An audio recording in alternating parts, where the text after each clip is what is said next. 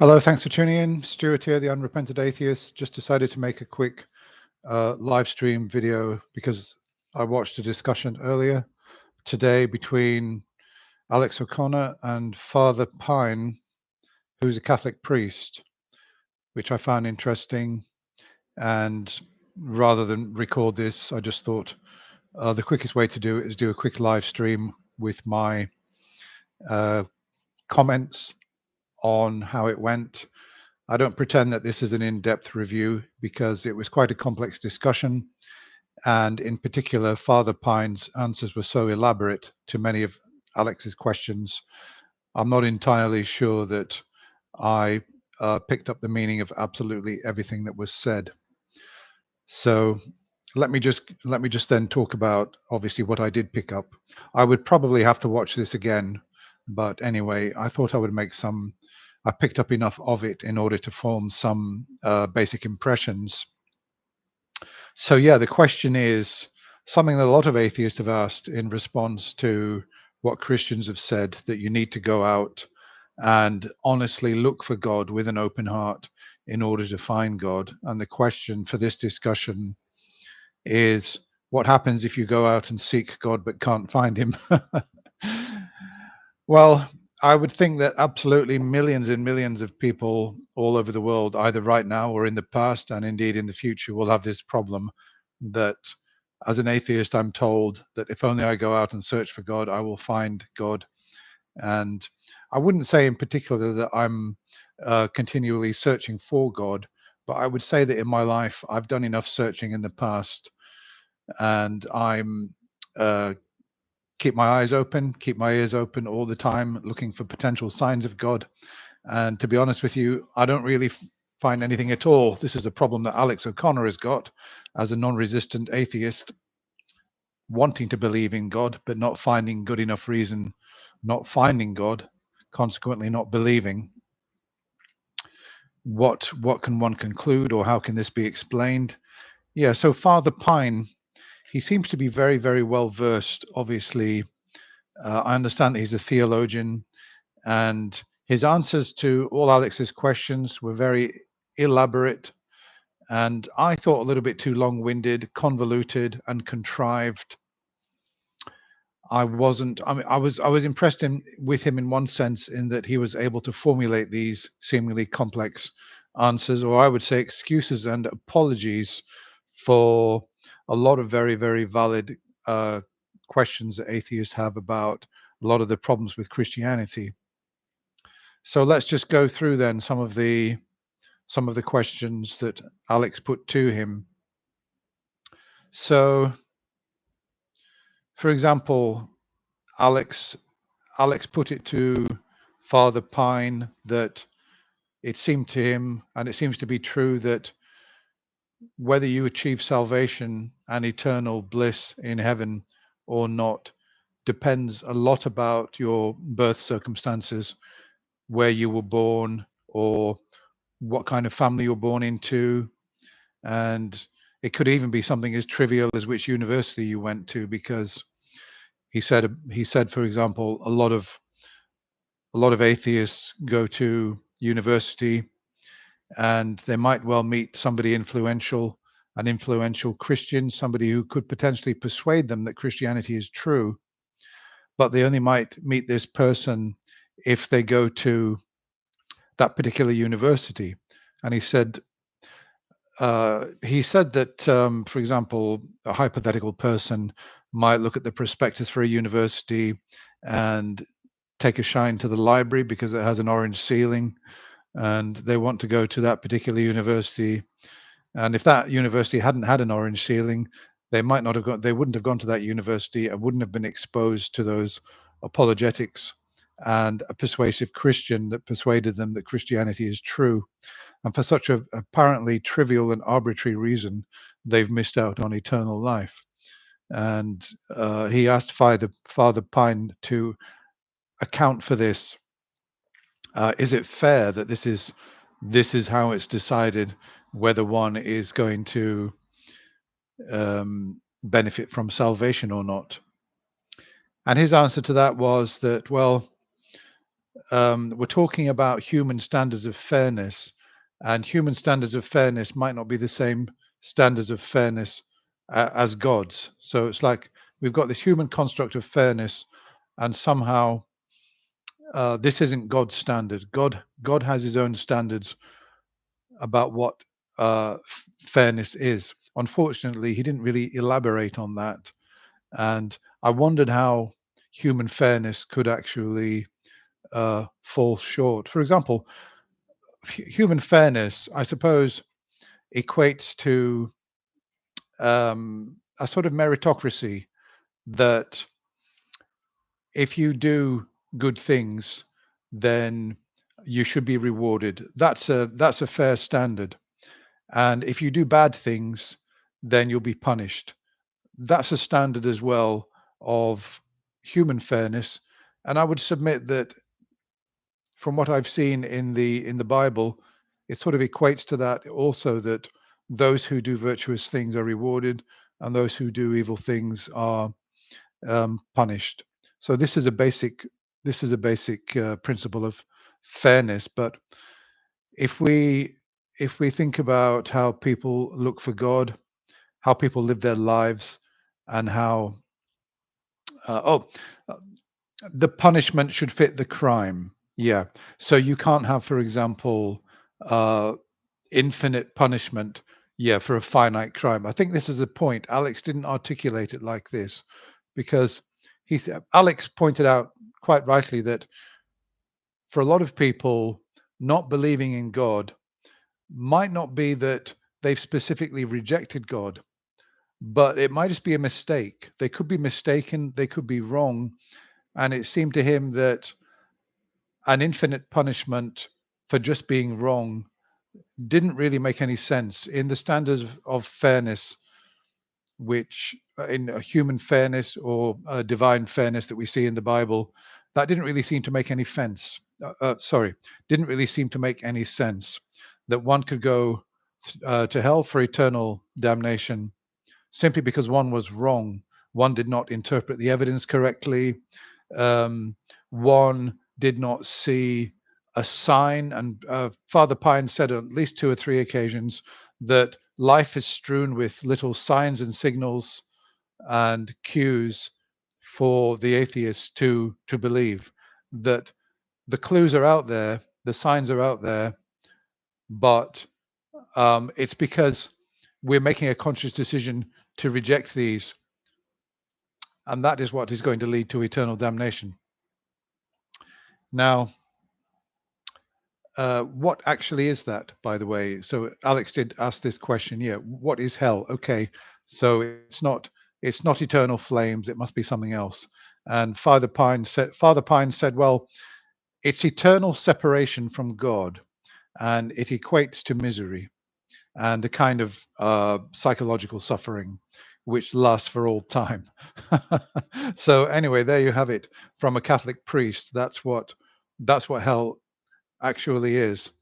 And if we're to believe Father Pine, for a simple mistake of failing to recognize the signs and the cues which are there, which means God exists, one could actually be submitted to this punishment. So let me just have a quick look at my notes. Yeah. All right. So coming on to Adam and Eve, because Alex asked, do you believe in the Adam and Eve story? Is it literal or is it metaphorical? What is it exactly? And how could it be fair, this idea of transferred sin? So the sins of Adam and Eve in eating fruit of the forbidden tree, this sin has been transferred to every single human being down through the annals of time for all eternity.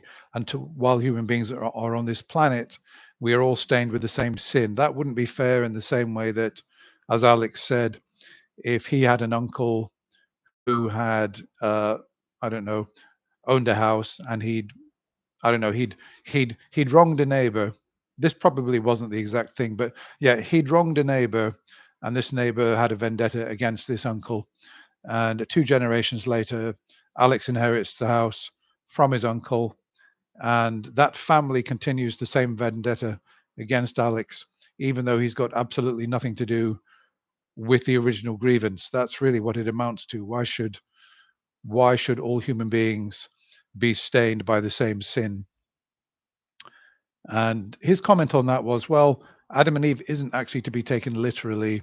It's more a statement about the human condition in the world, that we have the ability to live in paradise, but because of the way we are, we rejected that.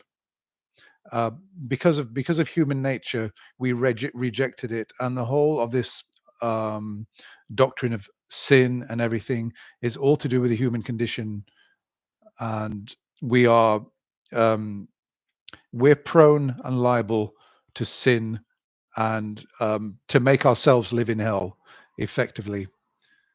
And the only solution to this is for there to be a savior, a salvation to save us from this condition.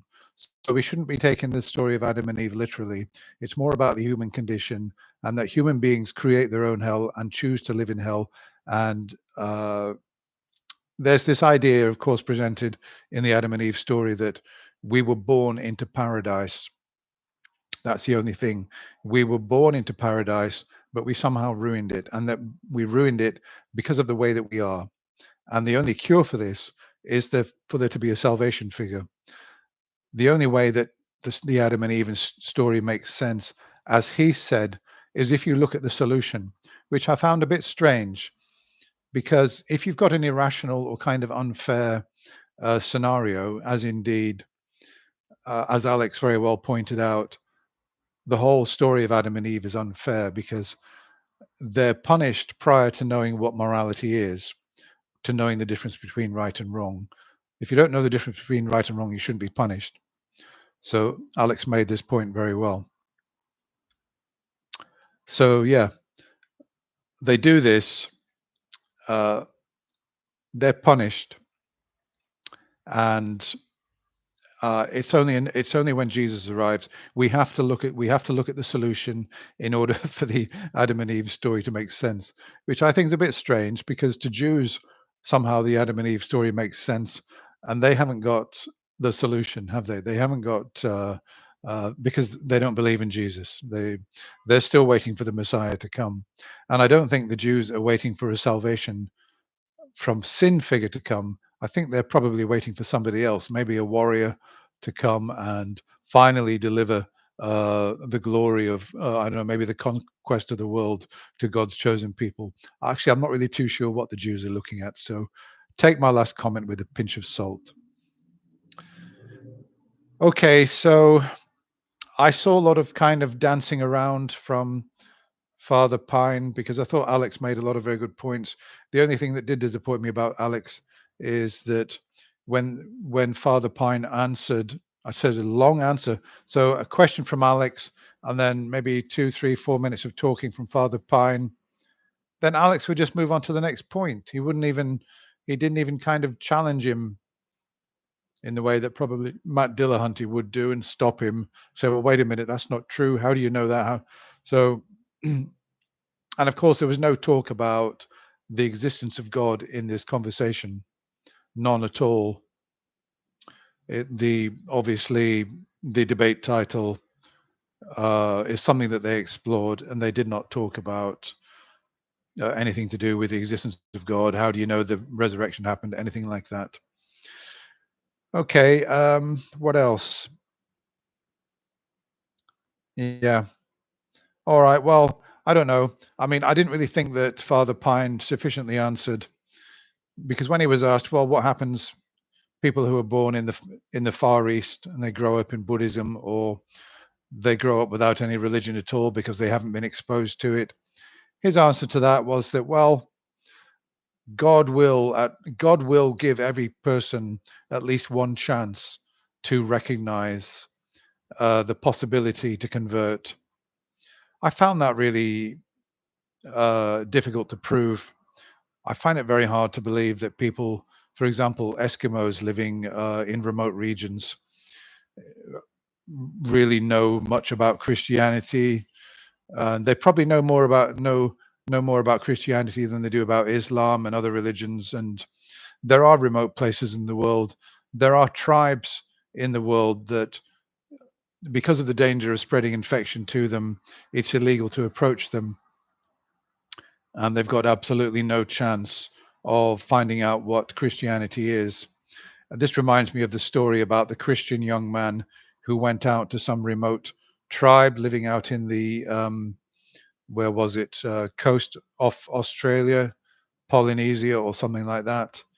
And these people couldn't even speak English. And he went out there in a boat. He went out there in a boat and he tried to communicate with him.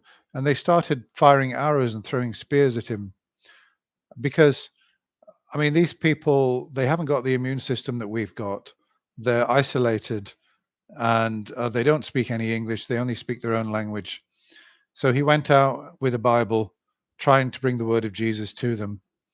And they repelled him at first. Well, undeterred, he came back and he tried again. And this time they killed him. And this kind of tribe, how does Father Pine's um, view of Christianity and the way that everybody has a chance of salvation? That has got to be a tenet of Christianity. Otherwise, it's not fair. Everybody has to have the chance of salvation. But it looks to me like some people have got a better chance than others. And these remote tribes certainly have very little or no chance at all of getting the message of Christianity. I think that probably he didn't say this, but one could devise any answer to any solution, any problem. For example, one could say, well, God knows which souls in advance are going to convert. So all those souls who are not going to convert, they're the ones that are born into Islam. Those are the ones that are born in the Far East, the Eskimos, the Mongolians, all those who won't ever come into contact with Christianity. They're all the ones who were never going to convert anyway. So there's no point wasting them in growing up in the West where Christianity is the major religion. We'll send those into the Far East because they're not going to convert anyway. God already knows this. So he already knows. And the reason that you as a soul are born into a Christian society is because God already knows that you're the one who's going to convert. So you're grown into a Christian society. So you see, it's all fair. It's all worked out in God's wonderful divine master plan. So don't worry, it's all fair.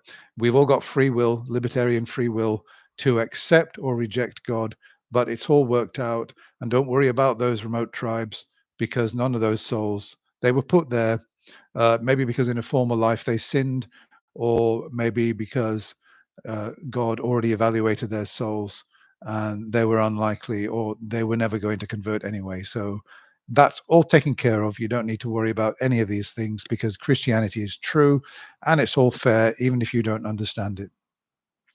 That seemed to be the message that was coming from Father Pine on the whole. I'm probably going to listen to this again and deconstruct some of what he was saying, more of what he was saying. I got most of it, but I got lost occasionally because his answers to Alex's questions, um, I think he could have condensed them down and simplified them. Because after all, look, people are watching these live streams, people are watching these videos, and they don't have time to write it all down and go meticulously through it. So I think that when you go onto a show like this, you owe it to your audience to simplify things as much as possible and not uh, ramble on or provide extended answers. I think I would like to have seen more of it. There wasn't, in my opinion, enough of an exchange between them on equal terms. It was Alex asking a question, and then he was given 5 minutes. Alex made one or two comments and then moved on. There wasn't enough challenge going on there. Okay, well, that's about it. I do recommend that you watch it, and I'm glad to see that Alex is getting around and talking to lots of different people. And looking at the comments on that video, if you look in the description, you'll be able to find a link to this debate. If you go down and look at the comments, you'll see it's virtually all Christians saying how much they love Alex, how There he is out of all the atheists. He's the one. He's their darling. Yeah, well, he's their darling, but as things stand, he's going to face eternal separation with God and an eternity in misery after he dies. But of course, I guess that a lot of Christians out there believe that Alex is going to convert. I honestly don't think that he will. I don't think he ever will.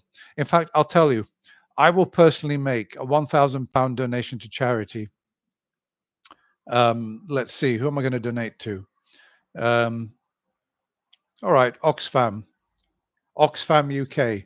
I personally, the unrepented atheist, let's not make it 1,000. Let's make it more than that. Be more interesting. It'd be more interesting. I will donate £3,000. That's a lot of money to me, by the way. I mean, 3,000 would be painful. I've got the money. But it would be painful to have to give up £3,000. If any of the following convert to Christianity um, in my lifetime while I'm on YouTube, I will donate £3,000 to Oxfam UK. Right, that is an absolute promise, and I will present proof of that on my channel. So if either Matt Dillahunty, Alex O'Connor, Jimmy Snow, Forrest Valkai, um, Seth Andrews, if any one of those converts to full-blown Christianity, not a kind of secular Christianity, I mean a Christianity where they actually believe that Jesus was resurrected and is the salvation, I will donate £3,000. That's like Elon Musk pledging $30 billion. Yeah, I will pledge £3,000 to Oxfam UK if any of those atheists convert to Christianity and do it in a public way. Okay, so there we are. I've pledged that money, and I don't think anybody else has. So I'm the first person. So Oxfam UK, you've got £3,000 coming your way if you can convince any of those. Actually, no, not Oxfam UK. No, let me take that back. Christian Aid. Let's make this. Let's make this proper. I will donate £3,000 to Christian Aid, and I will present proof of it on my channel if Alex O'Connor, Matt Dillahunty, Seth Andrews, Jimmy Snow, or Forrest Valkai, or let's add Richard Dawkins. Who else is there? Sam Harris. Any other famous atheists? Okay, that's enough anyway. If any of those convert to Christianity, full stop. I mean, while I'm alive, I will donate £3,000 to Christian Aid. Let it be a Christian charity. Yeah, Christian Aid. Okay. All right. So thank you very much for watching. That's all I've got to say. I don't think my £3,000 is in any danger whatsoever, frankly. But if it is, yeah. I mean, to be honest with you, if one of those did convert to Christianity, it would be worth paying the £3,000 for the pure amusement value. I really would. I would really gain, oddly enough, a lot of kind of bizarre amusement if any of those that I mentioned. I'd be able to create so much material on my channel out of it. I would probably be able to get that £3,000 back. I think it would be hilarious if Alex O'Connor converted to Christianity. I really do. I mean, I don't look at it with horror at all. I know a lot of Christians, when they lose one of theirs out of the flock to atheism, they're like, oh my God, somebody who doesn't believe in Christianity. I mean, not me. I would be laughing my head off if Alex O'Connor converts to Christianity. Honestly, really, I would. Okay.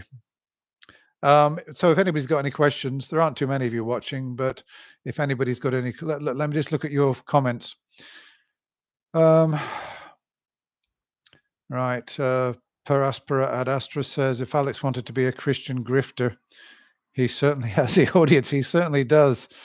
I think those million subscribers, I honestly think most of them are Christians, because I think that I'm not a subscriber to Alex O'Connor's channel. I tend to like to see somebody who's a bit more abrasive as an atheist, somebody who's a bit more challenging. And I think that one of the reasons that Alex has done well is that he's got a big Christian fan base cheering him on. He's their favorite atheist. He's the one that everybody's praying is going to convert. and he makes a lot of money out of them. He really does. Most of his viewers, I think, are Christians. That's why he's got 1 million subscribers. Matt Dillahunty's got a couple of 100,000, simply because Christians don't like Matt Dillahunty, but they would like to have Alex O'Connor on board. Of course, Matt Dillahunty would be a heck of a scalp for Christians if Matt Dillahunty converted. He would be, I mean, they could really get some tremendous uh, publicity out of that. And I think that would be absolutely hilarious as well if Matt Dillahunty converted to Christianity. I would almost love to see it. I would like to put my 3,000 down and lose my £3,000 for that to happen, just for this, as I said, for the sheer entertainment value of it. Um, yeah, it makes me smile and laugh just to think about it. But of course, Matt Dillahunty has got some great sort of rhetorical skills, and he's a forceful, non-compromising personality. It would be interesting to see him out there on Capturing Christianity or some other Christian channel advocating for Christianity and saying, you poor sucker atheists, um, I finally saw the light. I've been brought back into the fold. I realize now everything I said was wrong, and you should follow me as well. Yeah, I think that would be absolutely hilarious.